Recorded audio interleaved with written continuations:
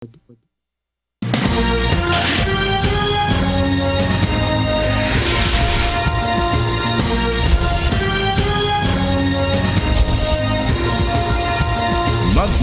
sa Philippine Information Agency, Philippines News Agency, Philippine Broadcasting Service, Radyo ng Bayan, IDC, at Telebisyon ng Bayan.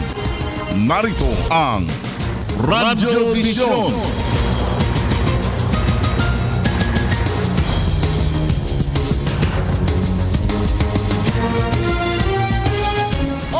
Magandang umaga, mayong buntag, Luzon, Visayas ug Mindanao, Pilipinas. Ang inyong hikalas kanginan, Aljo Bendio. Pag-usapan natin mga malagang usapin na may kinalaman sa atin bilang makabagong Pilipino para sa bagong Pilipinas.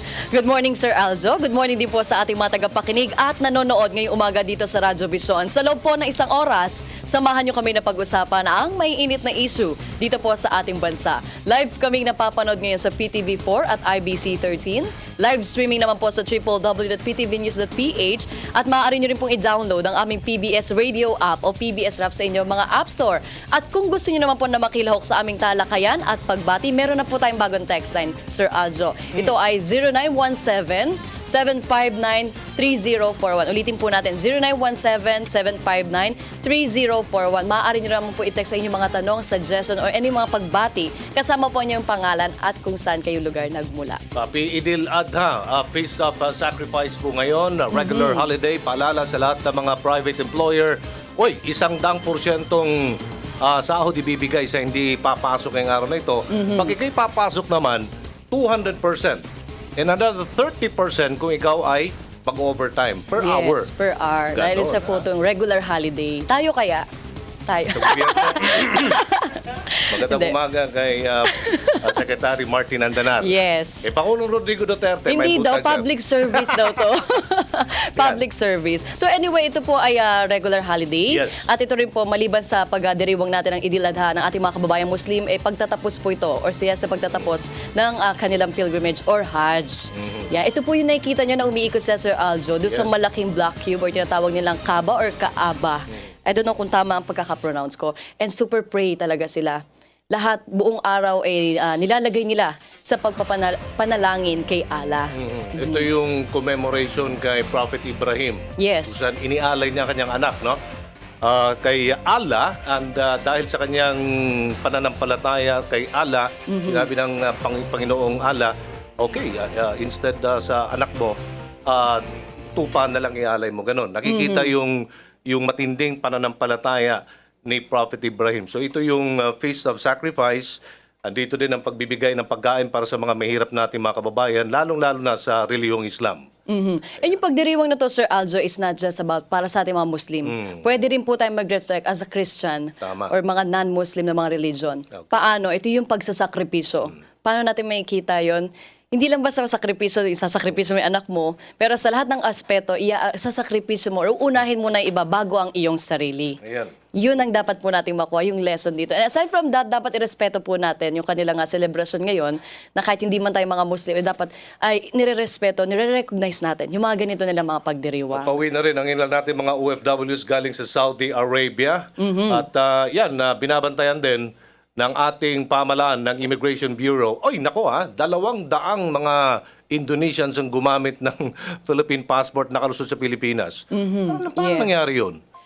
Nako, magagalit dyan si Pangulong Duterte. Huwag kayong ganyan, ha? Ay, naku, wag kayong mag-alala, Sir Aljo, dahil he's watching over us. Yan. Lahat May balita tayo. nga, di ba? Yes. Duterte is watching you. Merong CCTV. Ay, magandang umaga. Ay, wala pa lang pasok yan si Bureau of Customs, ano? Yes, wala po dahil holiday. Oo. Takot na takot silang lagyan ng CCTV ng Bureau of Customs. Bakit Alam mo, kaya? may nasampulan na nga ako nalulungkot ako. Nako, Dahil ano ba kitang-kita talaga po sa camera kung paano nangyari yung act of corruption. Dapat yan, pasikretong mga CCTV, pa hindi nila alam eh. Dapat wala mga bulsa, yung mga pantalon nila dyan.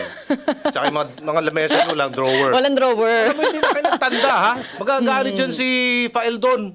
Correct. Oo. I think dapat Sikat din na sila sa doon. medyo close na mga lugar. Ibatan pa naman yan, ha? Walang sinasanto yan, baka magmura sa inyo yan. Hindi lang magmura. Yung sinabi niya, Wag lang. pag hindi kayo tumigil dyan, baka, Ayun, Wala tayo nako. sa ano dito eh. Anyway, yung sinasabi po na Duterte is watching over us or President Duterte is watching over us, gusto niya talaga lagyan ng lahat ng Lahat government ng offices. government institutions Yes. may mga malls. Hindi yung mall na mamamasyal tayo, kung hindi talagang may tumitingin.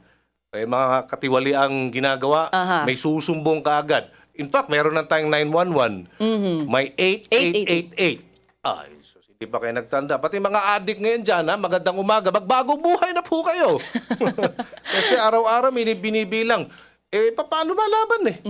Yun yung tinatawag na pag legit police operation at lumalaban, self-defense ka agad yun. Although, nire-respeto naman natin yung rights ng mga akusado. Pag-usapan natin yan mamaya kung may panahon tayo. At mamaya din, pagkatapos po ng Radyo Vision, makakasama din natin si Vice Dean Butch Hamon, nakasalukuyang Vice Dean ng De La Salle University College of Law. Pag-usapan natin itong napakahalagang issue ng state of emergency, itong right of the accused, at napakarami pa itong suspension di umano ng writ of habeas corpus. Uy, walang baka sabihin nilang may martial law. Walang martial law. Tama Hindi po po yan totoo. Kaya lilinawin natin, hihimayin natin yan mamaya. Pinapainit niyo yung ulo ni Sir Aljo, Monday naman. Hindi, tumatawa lang ako. Anyway, para pampakalma, narito muna ang ating words of wisdom ngayong Monday morning. Don't let anyone or any rejection keep you from what you want. Sa Tagalog po, huwag hayaan ang sinuman o anumang rejection na makapagpatigil sa'yo sa pagkamit ng iyong gusto. Mula kay Ashley Tisdale.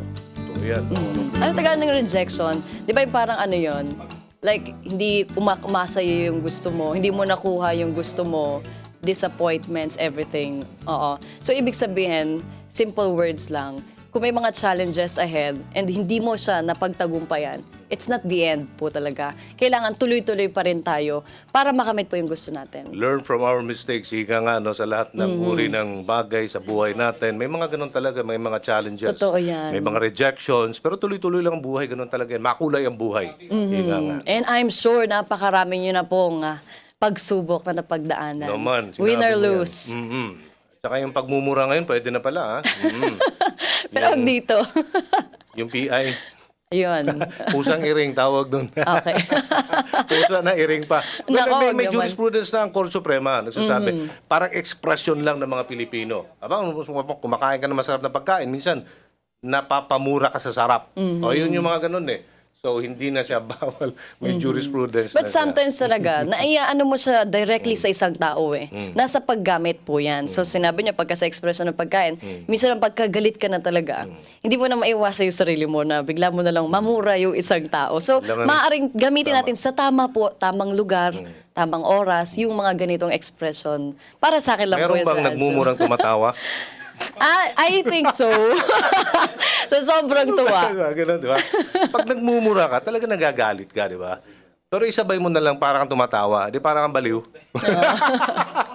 Naku, we're not defending you na tama po ang pagmumura. Pero may mga libel tayo, mga isyong libelo, mag-iingat tayo dyan. Well, anyway, tayo naman, privileged communication, para sa ating nasa media, we have this privilege. Apo. Pero wag nating abusuhin. Yes. Itong malicious imputation na talagang gagamitin natin panira ng isang tao, pwede na yan. Kasi ang freedom of expression, Sarina, hindi naman absolute yan. May mga Apo. limitasyon sa buhay yan. No, parang buhay may limitasyon. No, yan. Libel, may sedition, nataayon sa ating saligang batas, sa ating Bill of Rights. Hindi lahat ay absolute freedom. May police power ang Estado na susupil talaga sa atin with certain exceptions. Yes, Yun. totoo yan. Yung kayo na naman po nabanggit ni Sir Aljo about ng sa drug war, talagang double barrel na po Yan. kasi ito eh. Double talaga yung effort ng ating pamahalaan. And because of this, ang naging resulta as per PNP Chief Bato, 90% na po na supply ng ating droga ay na-cut off na ng ating government. Paano niya nasabi? Kasi po, doon po sa Bilibid, na-cut na nila yung communications, nandun yung galugad. Lahat ay nakuha na nila doon mismo sa loob. And they believe na doon lahat nagmumula ang pag-ikot nito nga supply ng droga sa ating bansa. Nagpapakulong sila para doon na sila gumawa ng Yes. pagbebenta ng illegal na droga kasi nakakulong na sila, di ba? So, wala Yun nang ang gagalaw ginagawa sa nila. kanila. Oo, yung mga nakaraang panahon yun, yung mga nakaraang administration, pero ngayon hindi na pwede kay Bato yan. Itaga mo sa Bato. O, isa pang hotline niya. Taga mo kay Bato, sabi nga. So meron na tayong 687,953 drug personalities. at drug users ang sumuko. 48,000, ganun kadami 563 pushers, July 1 to September 6. Sino ang dagdagan pa? Araw-araw naman, may mga namamatay. Lumalaban Pag ikaw nagbebenta, nagtutulak ng drugs, may baril talaga yan. Sabi nga ng Pangulong Duterte, pag may raid, hindi isa lang. Opo. 3, 2, 4 yung pulis. May sa likod. Saka sabi nga nila pagka-drug addict, di mo na alam tumatakbo sa isip niyan. Praning. May hirap nang i-predict kung ano yung mga galawan Tamang hinala. O yan, bubunot ng baril. Legit operation, dedo. Patay. Ganun talaga yan, di ba? Malabang kayo Anyway, punta na po natin sa puntong ito, ang unang sigwada ng ating provincial news. Unahin natin, Sir Aljo, ang Iloilo Radyo ng Bayan kasama si JP Hervas. Magandang umaga, JP. Good morning, Sarina, na nanawagan ang Department of Health o DOH Western Visayas sa lahat ng lokal na pamunuan sa kanlurang Kabisayaan na magpatupad ng mas maigpit na ordinansa na magkukontrol ng paninigarilyo. Ito kasunod ang pag-aaral ng Physical Science Department of West Visayas State University kung saan napag-alaman na 1% na may estudyante sa elementary at high school sa lungsod ng Iloilo ang naninigarilyo araw-araw.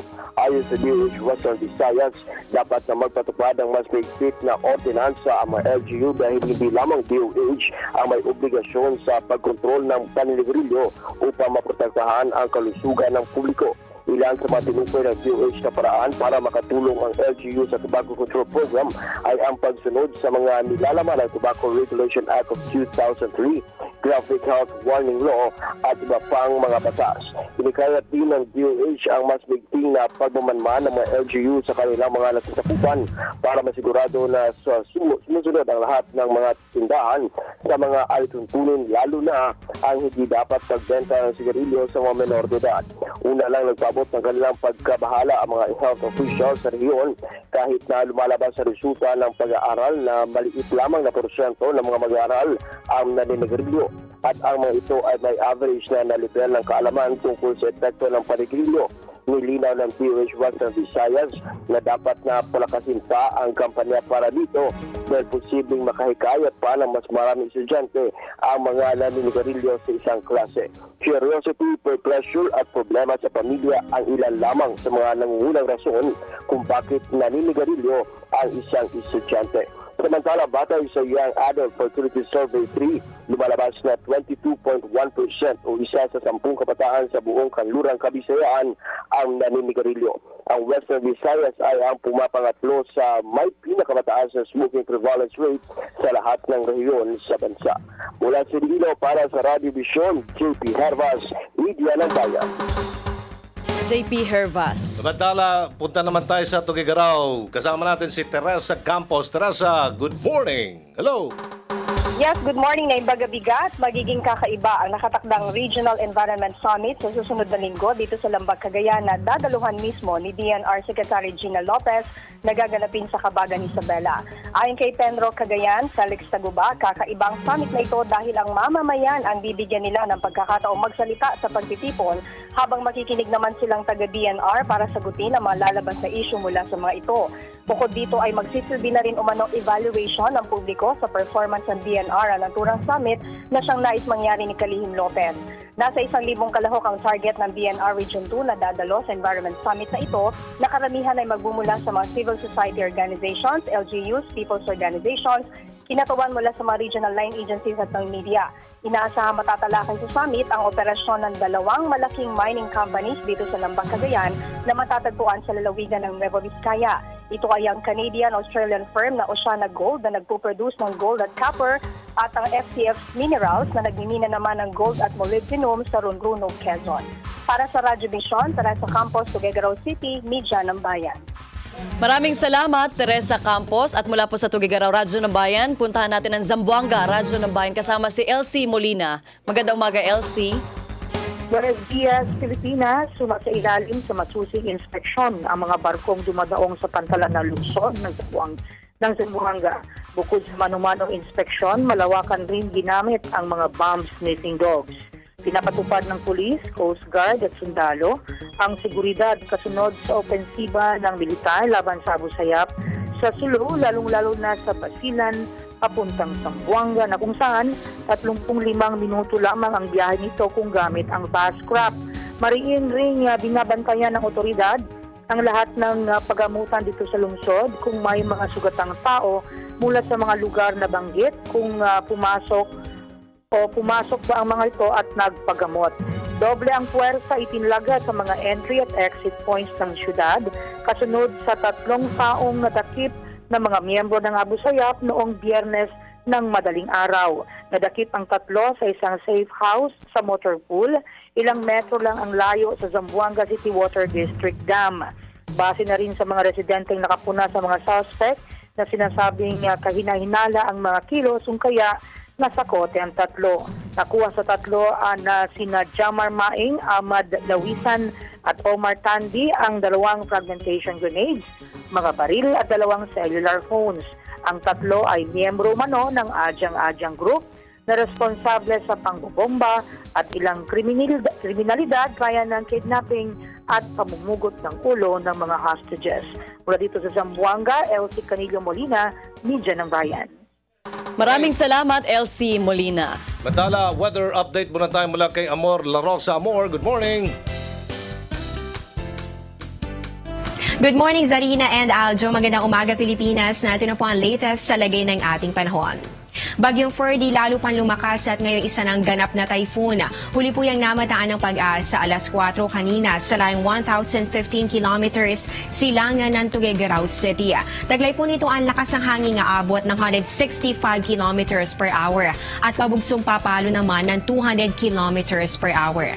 Inaasahan po natin ang pagkilos ng Bagyong Ferdy ay pa west-northwest sa bilis naman na 22 kilometers per hour. At sa ngayon po, nakataas itong tropical cyclone warning signal number 1 sa ilang bahagi po ng extreme northern Luzon. Kabilang po dito ang Batanes at ganun din ang Babuyan Group of Islands. Dito po posibleng maranasan ang lakas ng hangin na abot ng 30 to 60 kilometers per hour sa loob po yan ng 36 hours. Kaya naman doble ingat at iba yung paghahanda po ang dapat gawin ng mga kababayan natin sa mga nabanggit na lugar. Samantala, inaasahan naman po natin ngayong araw ang maulap na kalangitan na magdudulot ng mahina hanggang sa katamtamang pag-ulan at mga pagkidlat, pagkulog. Dito yan sa buong Mindanao, kasama rin dito ang buong Visayas. Mararanasan din ang same weather condition.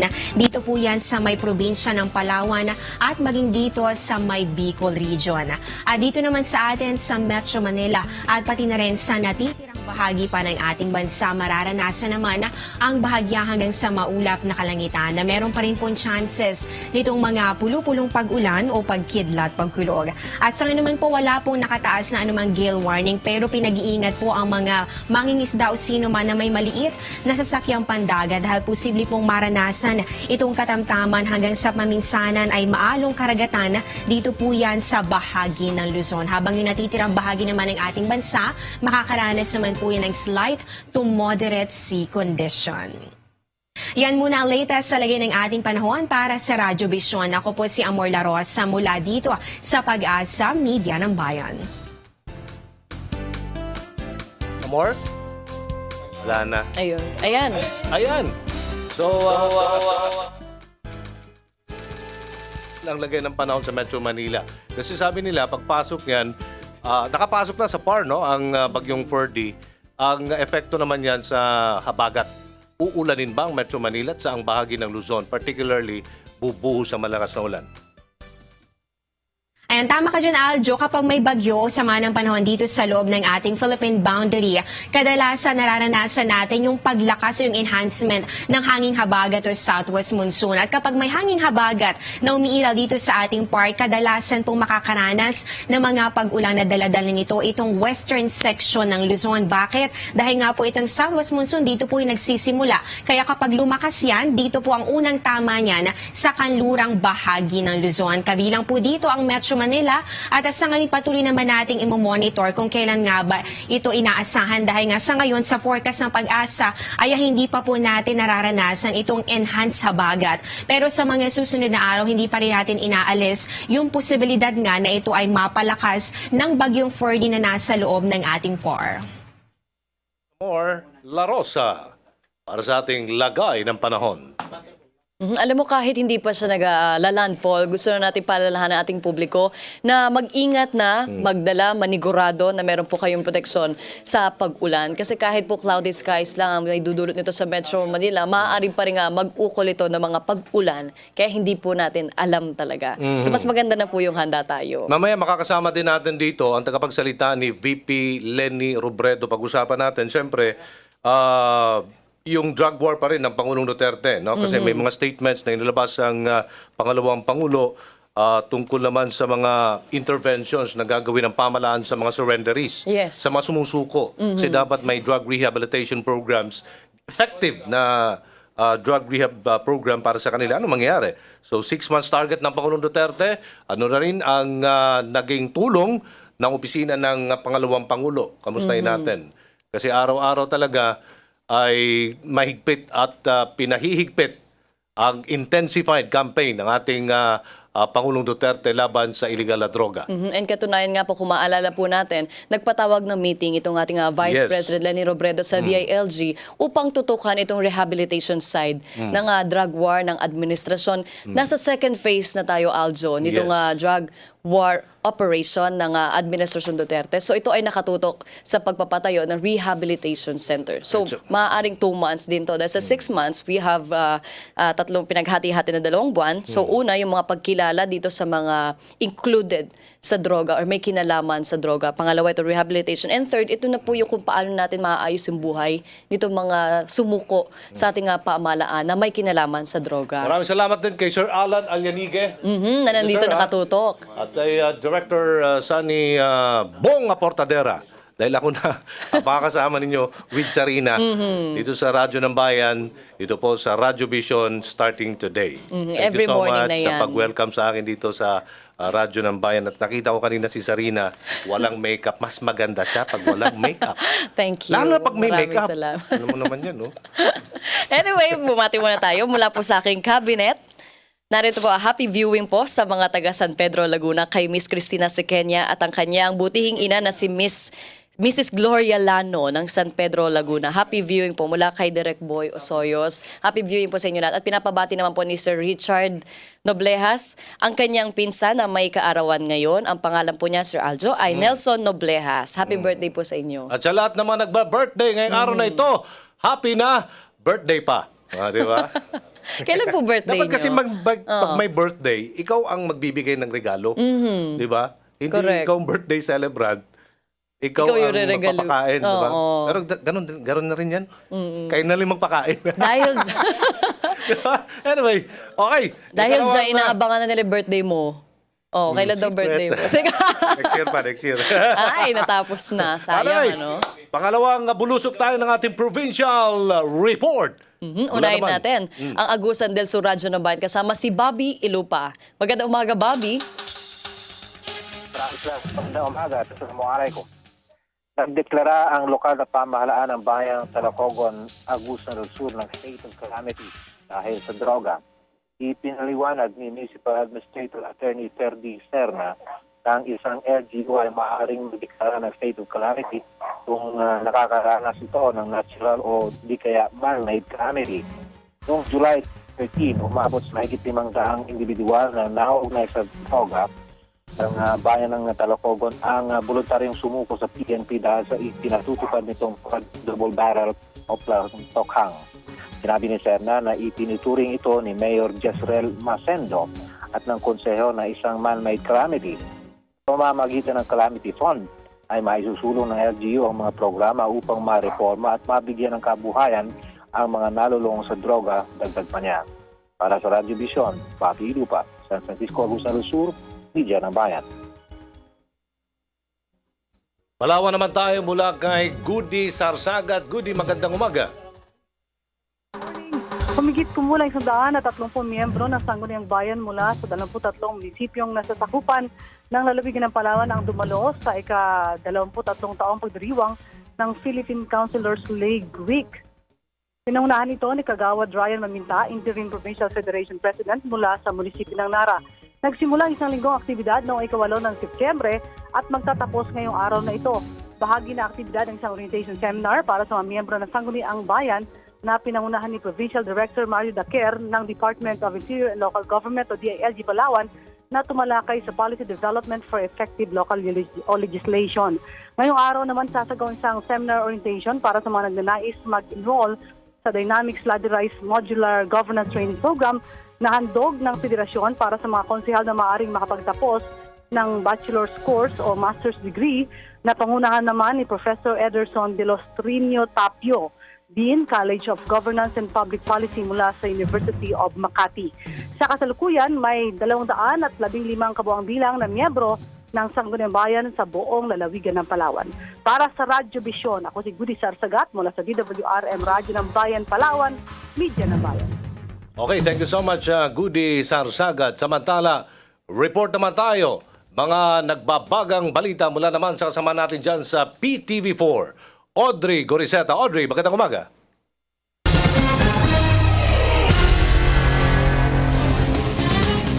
Magandang umaga, Luzon, Visayas at Mindanao. Iginiit ng palasyo na maraming magagandang naitulot ang pagbiyahe ni Pangulong Rodrigo Duterte para sa ASEAN Summit. Ayon kay Communications Secretary Martin Andanar, naihayag umano ng Pangulo ang interes ng Pilipinas sa ASEAN, partikular na sa larangan ng kalakalan. Tinalakay din umano ang issue ng maritime security. Samantala, tiniyak din ng kalihim ang pagiging bukas ng palasyo sa naging gastos nito noong ASEAN Summit. Ayon pa sa kalihim, kanya-kanya ang bayad ng bawat departamento na sumama. Kaya't makikipag-ugnayan din umano si Andanar sa mga kalihim ng bawat ahensya hinggil sa kanilang mga nagastos.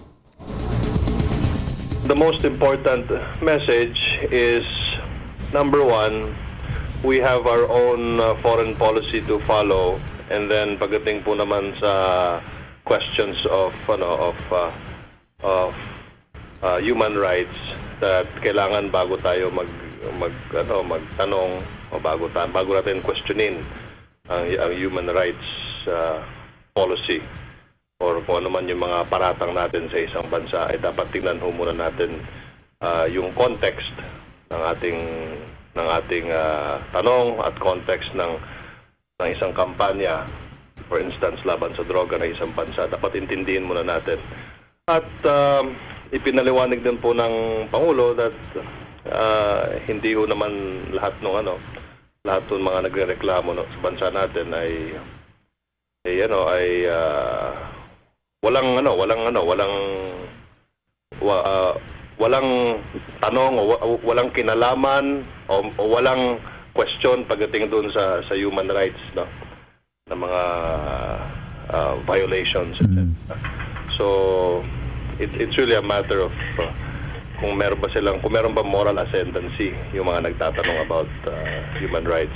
But also mahalaga din na naiparating ng ating Pangulo sa ibang bansa na tayo ay nakikisa sa ASEAN region pagdating sa foreign trade, pagdating sa panawagan natin na kailangan masunod po yung rule of law. Kung meron pong mga desisyon, halimbawa na lamang yung Permanent Court of Arbitration, ay dapat nasusunod ho natin yung mga foreign bodies that guide the different countries, ASEAN for instance, no? Then sa mga disputes.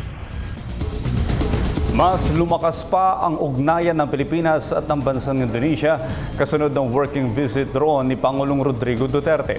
Partikular na rito ang maritime security kung saan isang deklarasyon ang nilagdaan ng ating Pangulo at ni Indonesian President Joko Widodo.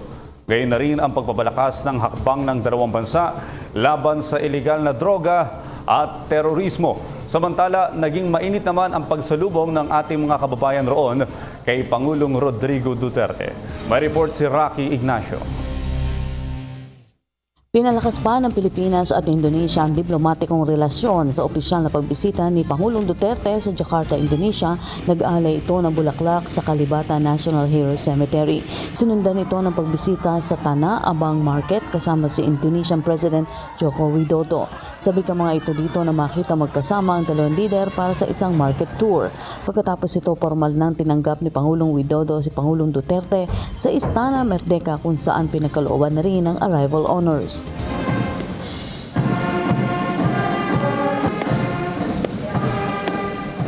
Nagkaroon ng pulong ang dalawang leader na sinundan ng paglagda sa Declaration of Cooperation on Maritime Security.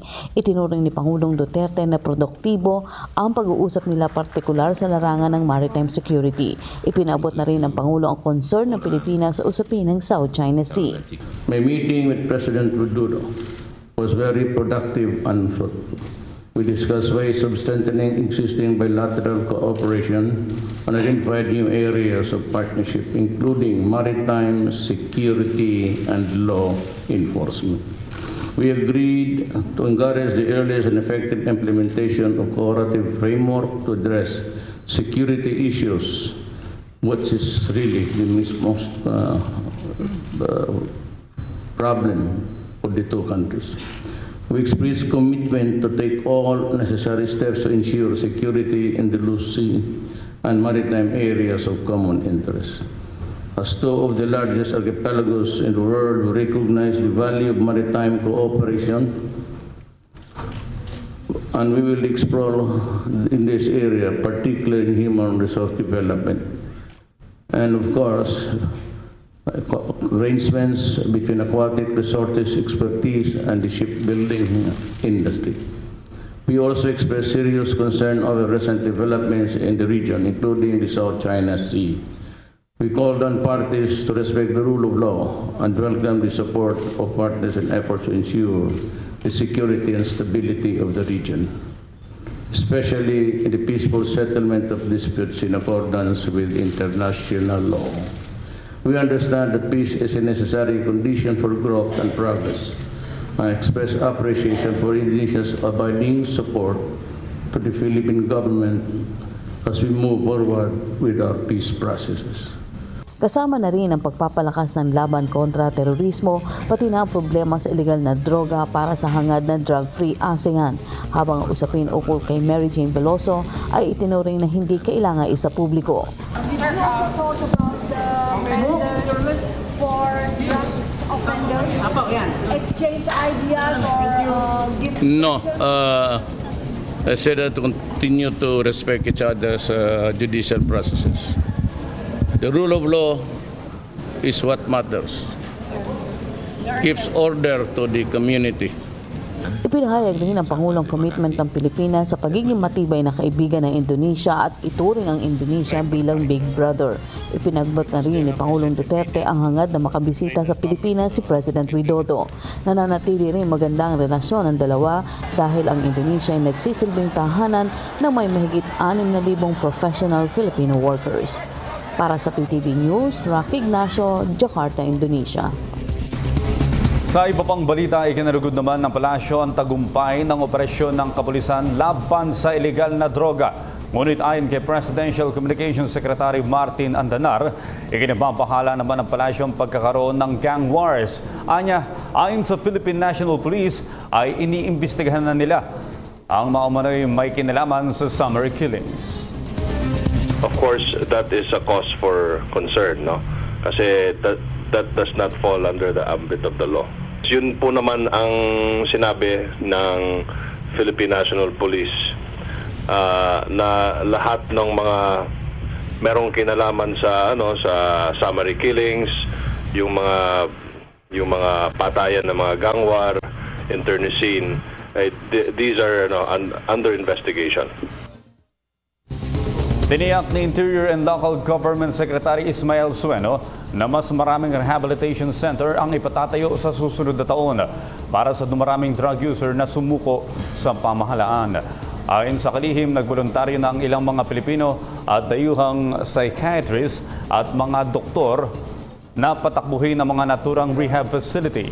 Halos 700,000 katao na ang sumuko sa pulisya, subalit hindi binanggit ng kalihim kung ilan sa mga ito ang nangangailangan ng rehabilitasyon dahil sa paggamit ng ilegal na droga. Sa ngayon, ani Sueno, isang rehabilitation center ang itinatayo sa Nueva Ecija. 2 pang pasilidad ang nakatakdang ipatayo sa Luzon at 2 pa sa Visayas at Mindanao. Samantalang nilinaw ng pamilya ni dating Senadora Miriam Defensor Santiago na sa isang private room lang sa St. Luke's Medical Center, Taguig City, ang senador dinala at hindi sa intensive care unit. Batay sa Facebook post ng daughter-in-law nitong si Michelle Santiago. Kasalukuyang ginagamot ang dating senadora sa kanyang sakit na cancer.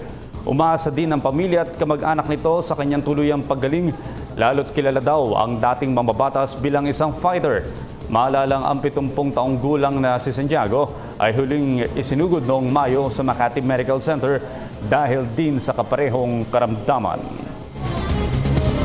Samantala, ginugunita ng buong mundo ang buhay ng mga nasawi sa makasaysayang 9/11 terror attack. Ang ilan nga sa mga kamag-anak nila ay nagpunta sa National 911 Pentagon Memorial upang magbigay ng panalangin at alalahanin ang kanilang mga mahal sa buhay. Ang report mula kay Eunice Monte. 911, emergency hotline ng Amerika at isang malungkot at makasaysayang araw para sa karamihan. Ngayong linggo, ang marka ng ika-15 anibersaryo ng makasaysayang terrorist attack sa New York na ikinamatay ng halos 3,000 katao kasama ang 19 na hijackers at suicide bomber ng 4 na passenger planes noong September 11, 2001. Ang pag-atake ay inako ng teroristang si Osama Bin Laden na napatay rin ng US forces sa isang engkwentro sa Pakistan. Ayon sa presidente ng Pentagon Memorial Fund na si James Lachak, kasama ang kapatid niya at ang asawa at anak nito sa mga nasawi sa 911 attack. Brother-in-law, who's a DC homicide cop, was able to walk through the building because he knew people in the FBI.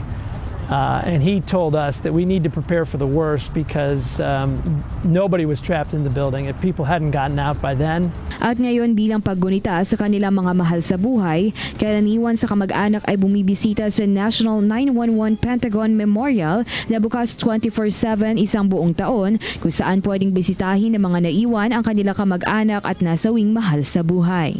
May mga special benches ito para sa mga biktima na sunod-sunod ayon sa kanilang mga birthdays. Ayon kay Lachak, ginagawa niya ito hindi lamang para sa kanyang kapatid na nasawi, kundi para sa lahat ng biktima na makasaysayang 911 attack. Ang mga ganitong pangyayari ay nakakapanlumo ngunit kailangan bumangon at magpatuloy. At mula rito ay umuusbong ang mga aral kung paano pa natin mapag-iigting ang ating seguridad. Di rin ito nalalayo sa sinapit ng mga Davaoeños sa Davao City Blast noong September 2 kung saan 14 na namatay at mahigit 6 na po ang sugatan. Kaya naman upang di na maulit pa ang mga ganitong pangyayari, hinihikayat ng Armed Forces of the Philippines na makipagtulungan ang ating mga kababayan sa mga security forces sa pamamagitan ng pag-unawa sa mga inspeksyon at checkpoints at sa pagre-report ng mga taong may kahina-hinalang kilos sa otoridad. Para sa PTV News, Eunice Monte. Sinuspindi na ng Metro Manila Development Authority o MMDA ang number coding scheme sa National Capital Region para sa paggunita ng Idil Adha ngayong araw. Una nang idiniklara ng Malacanang noong nakaraang linggo ang Setyembre 12 bilang isang regular non-working holiday para magbigay daan sa pagdiriwang ng ating mga kababayang Muslim ng Festival of Sacrifice. May panibagong dagdag singil sa mga produktong petrolyo na ipatutupad sa mga susunod na araw. Ayon sa mga industry source, madaragdagan ng 30 hanggang 40 sentimos kada litro ang presyo ng gasolina. 20 hanggang 30 sentimos naman ang itataas sa kada litro ng diesel at kerosene. Bunsod umano ang pagbabago sa presyo ng paggalaw ng langis sa pandaigdigang merkado. At yan po naman ang aming mga nakalap na balita at impormasyon para sa Radyo Vision. Ako po si Audrey Goriseta. Balik muna sa inyo, Sharina at Aljo.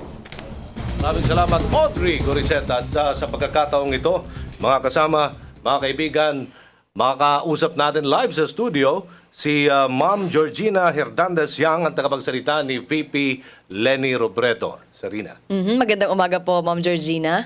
Magandang umaga, Zarina. Magandang umaga, Aljo. At sa lahat po ng inyong mga taga-subaybay. Yan.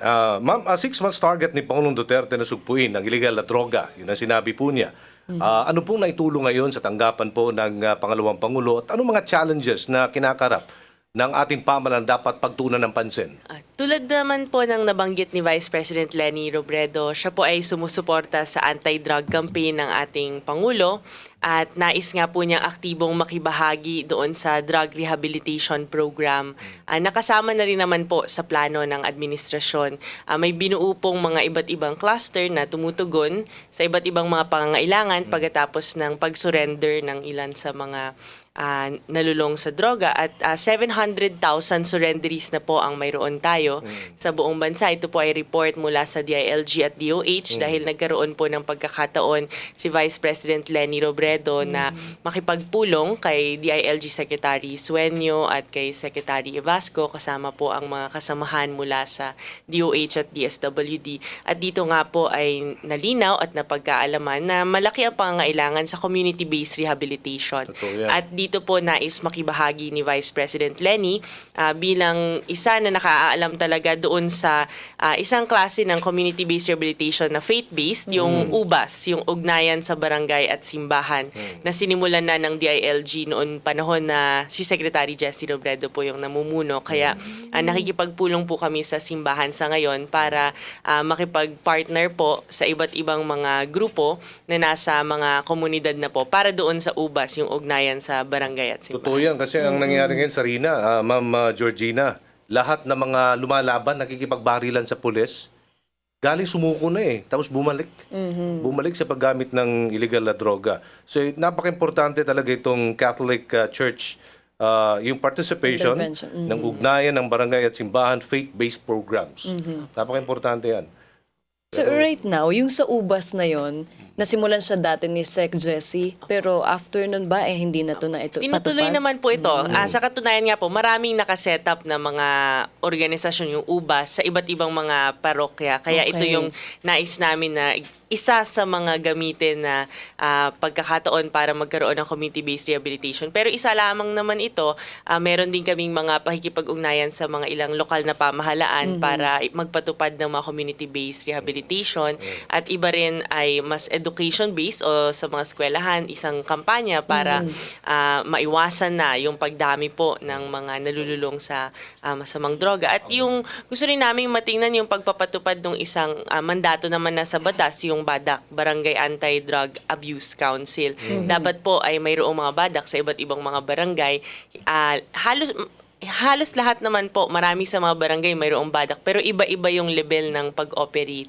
Kaya gusto po namin na makapagtulungan tayo sa lokal na pamahalaan, sa pribadong sektor, at sa mga civil society, lahat ng mga gustong tumulong at makibahagi sa community-based drug rehabilitation ay pwede po natin itong gawin sa tanggapan po ni VP Leni at kasama po ang DILG at DOH at ang local government. Yan, yung intervention. In fact, ang SMC nagbigay din ng tulong pinansyal, Andrew Tan at ilang pang mga negosyante.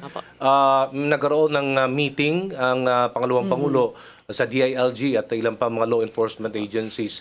Nasaan na po yung budget? Nakumusta na ba ni VP? At ano pong mangyari doon? Magtatayo ba tayo ng mga karagdagan, mga rehab? Yun po, sa pagkakaalam ko po yung commitment po sa San Miguel, ng San Miguel Corporation ay mas doon sa construction ng isang center. Wow, so, good news. yung, kaso doon sa 700,000 na surrenderies, na pagkaalaman namin na mga 70,000 lang talaga yung mga ngailangan ng center-based rehabilitation at karamihan dito ay doon talaga sa community-based.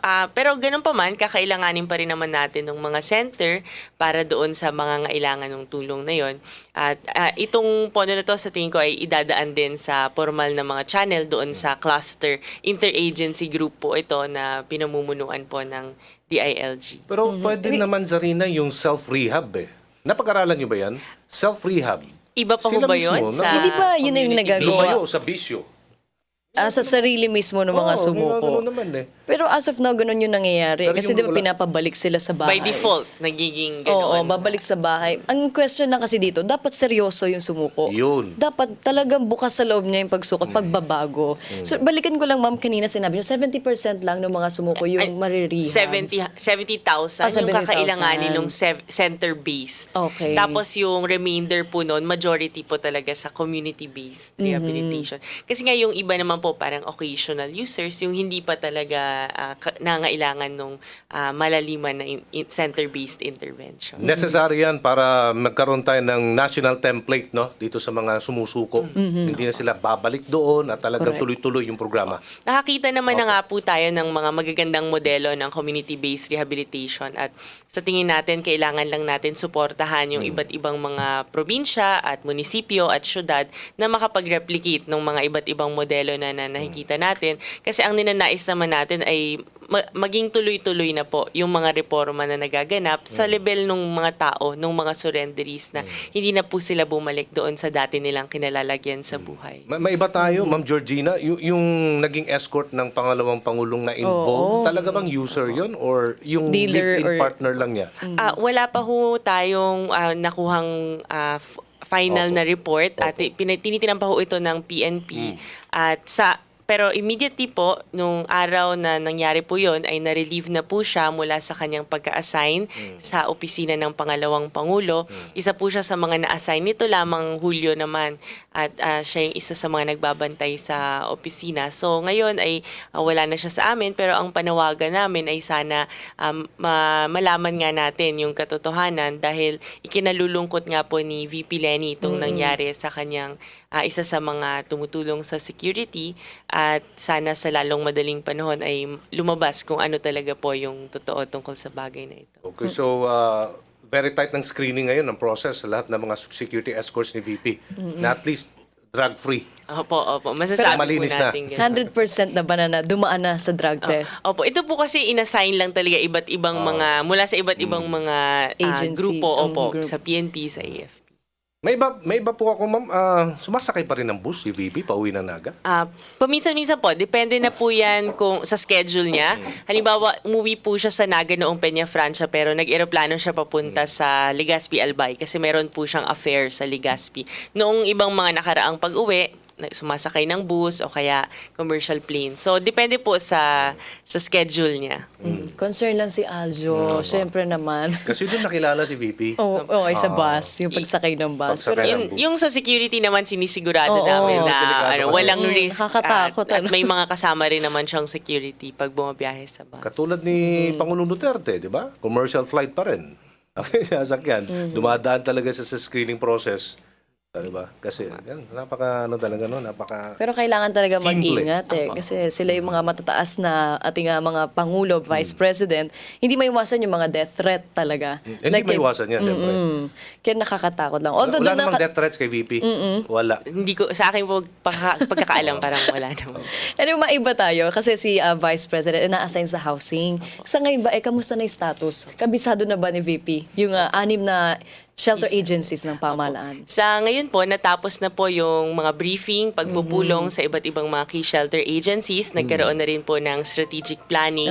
So mayroon tayong initial na pinangahawakan na datos kung saan nakikita natin may mahigit sa 5 milyong mga bahay na kailangang mabuo para sa mga mahirap na mga pamilyang Pilipino. Ito po ay nanggaling mula sa National Housing Congress na ginanap noong 2015 na ating ginagamit na datos ngayon. Pero syempre, patuloy pa rin yung pag-validate natin. Pero para mas mapabilis yung paggawa nitong mga trabaho sa housing ay umiikot din po si VP Lenny sa iba't ibang mga relocation sites at sa iba't ibang mga komunidad na kailangang mailipat para ma-facilitate ng maayos. Dahil para naman kay VP Lenny, maliban sa pagbuo nung mga bahay na kailangang matugunan yung backlog na tinatawag natin sa housing, para sa kanya po ang pinakamahalaga ay dapat bawat relocation site ay kumpleto ng serbisyo. Mayroong eskwelahan, mayroong pangkalusugan, mayroong pangkabuhayan, kumpleto ng tubig at kuryente at nakakalungkot na sa ilan sa mga nabisita niya pong mga komunidad, hindi po lahat nakikita na kumpleto kahit na ilang taon na silang nandoon. Kaya sa kanya pong termino ay sinisigurado niya at nais niyang tutukan talaga na pag tayo ay nagkaroon ng relokasyon ayon sa batas, dapat kumpleto naman po ng mga serbisyo ito. At sumasang-ayon din din po si VP Lenny doon sa sinabi ng ating Pangulo noong SONA na hindi dapat magkaroon ng demolisyon kung walang nakalaang relokasyon. At para naman kay VP Lenny ay hindi lang dapat kung anong klaseng relokasyon yan, pero dapat kompleto ng mga serbisyo. Saan kayo nakatutok ngayon? Sa Mindanao, sa Visayas, o sa Luzon? Sa housing, may mga areas naman yan. Tsaka may mga field naman na tumitingin. May mga counterparts kami sa field pagdating sa housing. So, sabay-sabay naman po yung tinitingnan at may national data kami. At tuwing linggo, kada linggo, tuwing Biyernes at Sabado, may mga binibisita po ng mga barangay at mga munisipyo si VP Lenny na may kinalaman din yung iba sa housing. Yung iba naman ay may kinalaman sa iba't ibang mga advokasya na nais isulong ni VP Lenny. Sa Metro Manila pa lang, Sarina and Ma'am Georgina, doon sa mga riverside, dyan sa Taytay Rizal. Ewan ko lang, may mayor ba dyan? Sino ba mayor ng Taytay? Anyway, marami yung problema talaga dyan. Yung mga bahay sa gilid ng ilog, which is prohibited yan sa batas. Meron tayong easement eh. Diba?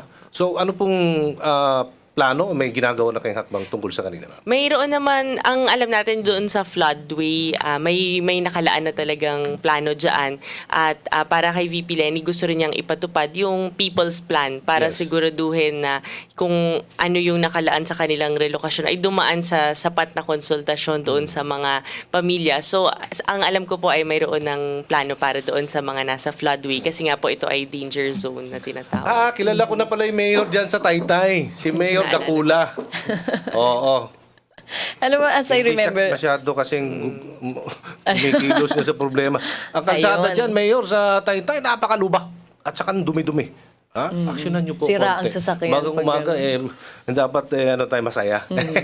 Ayun, Ma'am Georgina, as I remember, ang sinabi ni VP Lenny, saan ba naka-stop muna yung relocation? Kasi ang nakita niya is naka-off-city, nasa labas ng city. And laki ng problema na nadudulot niya sa isang pamilya kasi naihiwalay o nalalayo talaga yung nagtatrabaho sa pamilya. So, may polisiya rin po na inilabas si VP Lenny na hanggat maaari ay dapat on-site o di kaya ay in-city relocation naman.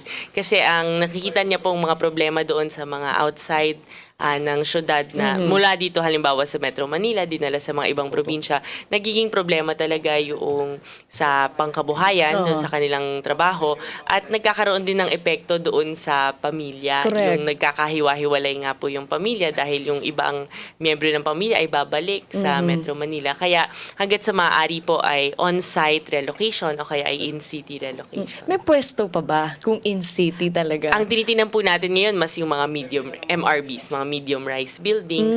So ito po naman ay hindi natin sinasabi na sa lahat ng pagkakataon ganito dahil hindi naman po nga maaaring posible. Pero hanggat sa maaari, yun po ang gagawin. Okay, text from Raymond of Cubao, pwede po bang humingi ng tulong ang ating mga kababayan na walang matirhan sa Housing Department? Any hotline number for inquiry? Opo.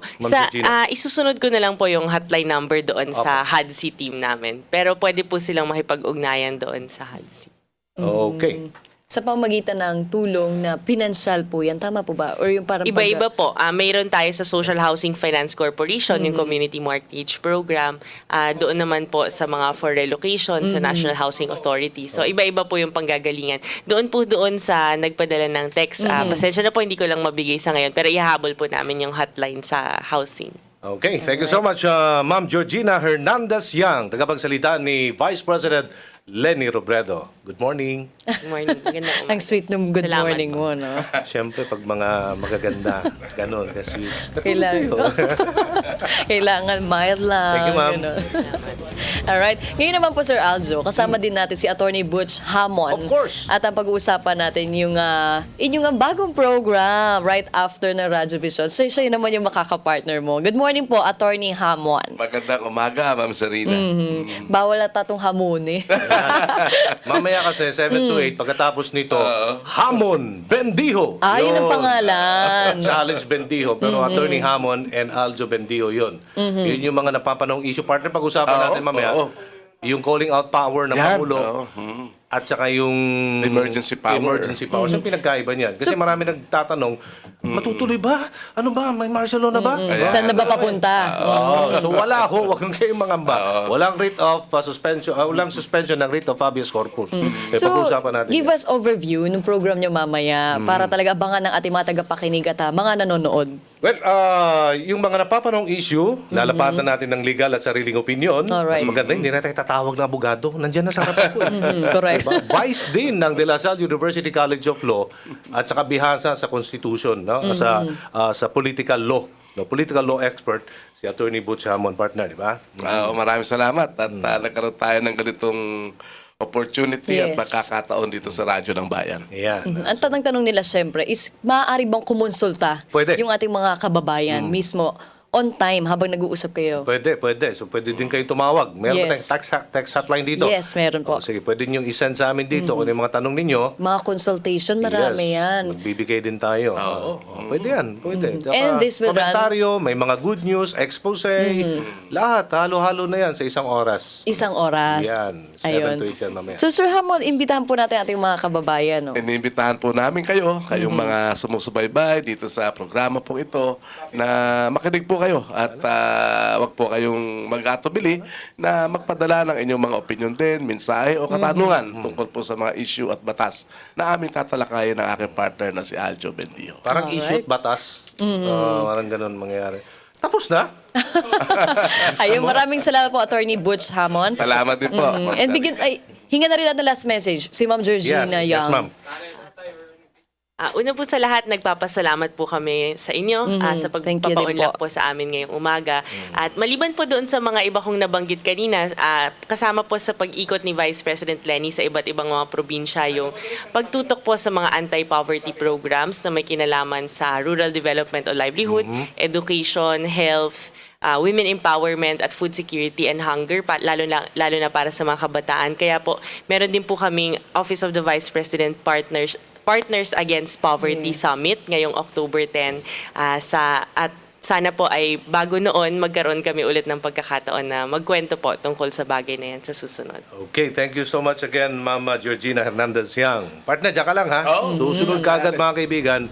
Hamon Bendio. Paalam ka na, Sarina. Yes. Bago po ako magpasalamat, gusto ko pong batiin si Ate Concepcion Corpus Esquilio or mas kilala natin bilang Ate Connie, ang ating makeup artist sa PTV4 ng happy birthday.